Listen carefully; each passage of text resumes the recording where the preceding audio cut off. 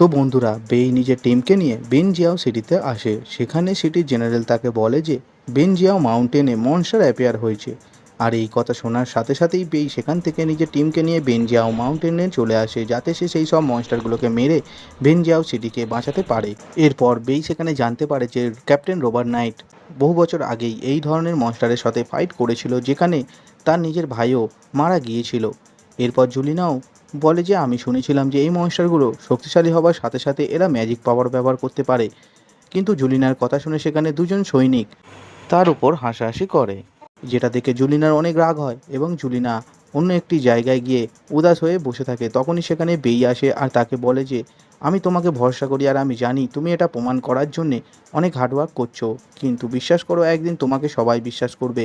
এরপর তারা বাইরে এসে দেখে যে রোবার্ট নাইট একাই একটি উল্ফ মনস্টারকে মেরে ফেলেছিল, কিন্তু মনস্টারটার বডি সেখানে হাওয়ায় মিশে যায়, যেটা দেখে বেই আর জুলিনা সেখানে অনেক অবাক হয়ে যায়।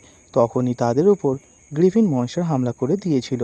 তারই মধ্যে একটি গ্রিফিন বার্ড বেয়ের উপর হামলা করতে এলে রোবট নাইট একটি অ্যাটাকের সাথেই সেই গ্রিফিন বার্ডকে সেখানেই মেরে ফেলে। এরপর বেই দেখে যে সেখানে তার সমস্ত সোলজাররা মারা যাচ্ছিল, কেননা গ্রিফিন বার্ডের সংখ্যা সেখানে অনেক ছিল। এটা দেখে বেই সেখানে ম্যাজিশিয়ান ছেলেটিকে ডাকতে শুরু করে, কিন্তু সে দেখে ম্যাজিশিয়ান ছেলেটি তো আগেই সেখানে অজ্ঞান হয়ে গিয়েছে।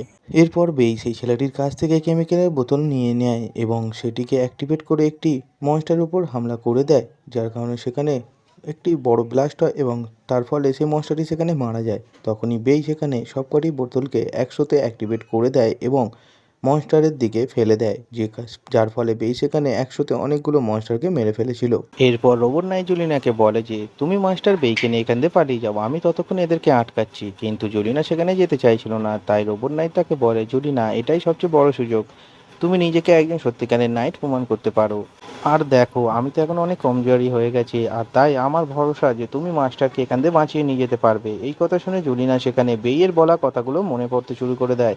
তখনই জুলিনা সেখানে রোবট নাইটকে বলে যে তুমি চিন্তা করো না, আমি এখানে মাস্টারকে ঠিক বাঁচিয়েই নেব। এই বলে সে এগিয়ে আসে আর তার কাছে থাকা একটি নাইফকে সে বার করে নিয়েছিল। এরপর জুলিনা নিজের হাত কেটে তার ফ্যামিলির সিক্রেট টেকনিকটাকে ব্যবহার করে, যার ফলে তার চারপাশে একটা ব্যারিয়ার তৈরি হয়ে যায়। আর এই ব্যারিয়ারে মনস্টাররা ধাক্কা খাওয়ার সাথে সাথেই সেখানে মারা যাচ্ছিল। আর বাকি সোলজাররাও সেই ব্যারিয়ারের মধ্যে চলে আসে, যাতে তারা সেখানে প্রোটেক্টিভ হয়ে গিয়েছিল। কিন্তু এই টেকনিক ব্যবহার করার ফলে জুলিনারও সেখানে অনেক পেন হচ্ছিল। তখনই তার একটা সাথী বলে, সিস্টার তুমি এটা কী করছো, এর ফলে তো তুমি নিজেও মারা যাবে। তখনই জুলিনা বলে যে সে এই ব্লাডটাকে বন্ধ করতে পারবে না, কেননা এই টেকনিকটা ব্লাড স্যাক্রিফাইস টেকনিক ছিল। এরপর জুলিনা বেইকে বলে তুমি আমার জীবনের প্রথম ব্যক্তি যে আমাকে ভরসা করেছে আর বিশ্বাস করেছে, তাই আমি তোমাকে বাঁচানোর জন্য নিজের জীবনকেও শেষ করে দিতে পারি। কিন্তু আমি এখনও বেঁচে থাকতে চাই আর তোমার সাথে ট্রাভেল করতে চাই। আর এই সব দেখে বেই সেখানে অনেক রাগ হয়, কেননা বেই সেখানে জুলিনাকে বাঁচানোর জন্য কিছুই করতে পারছিল না। অন্যদিকে আমরা দেখি জুলিনার এই সিদ্ধান্তের জন্য রোবার্ট নাইট আর বাকি সোলজাররা তাকে রেসপেক্ট দেয়। তখনই জুলিনা রোবার্ট নাইটকে বলে আপনি তাড়াতাড়ি করে মাস্টার বেইকে নিয়ে এখান থেকে পালিয়ে যান, আমি ততক্ষণ এদেরকে আটকাচ্ছি। কিন্তু বেই সেখানেই দাঁড়িয়ে ছিল। তখনই আমরা দেখি যে সেই জায়গায় সব কিছুই স্লো হয়ে গিয়েছিল, আর যেসব মনস্টারগুলো ব্যারিয়ারের উপর হামলা করতে আসছিল তাদের স্পিডও অনেক স্লো হয়ে গেছিলো। তখনই আমরা বেইয়ের চোখ দুটোকে লাল হয়ে যেতে দেখি। আমরা জানতে পারি যে এখানে বেইয়ের মেন্টাল পাওয়ার অ্যাক্টিভেট হয়ে গিয়েছিল, যে কারণেই এই সব কিছু হচ্ছিল। তখনই বেই জুলিনার সেই টেকনিকটিকে দেখে জানতে পেরে যায় যে এটা একটা হাই গ্রেডের ব্লাড থার্স্টি টেকনিক। এছাড়াও সে দূরে জঙ্গলের মধ্যে একটি সাউন্ড ফ্ল্যাকচুয়েশন শুনে বুঝতে পারে যে এটা কোনো স্পিরিচুয়াল বিস্টের সাউন্ড। এরপর বেই জুলিনার কাছে যায় আর তার কেটে যাওয়া হাতের উপর কাপড় দিয়ে ব্যান্ডেজ করে দেয়, যার কারণে আমরা দেখি জুলিনার বানানো সেই ব্যারিয়ারটি সেখানে গায়েব হতে শুরু করেছিল। তখনই বেই জুলিনাকে বলে তুমি নিজেকে প্রমাণ করার জন্য অনেক করেছো, এবার তুমি রেস্ট নাও। এর সাথে সাথে জুলিনা সেখানে অজ্ঞান হয়ে যায়। তখনই বেই উঠে দাঁড়ায় আর তার দিকে কিছু মনস্টার হামলা করতে আসে, যেটা দেখেই রোবার্ট নাইট দৌড়ে বেইয়ের দিকে যায়।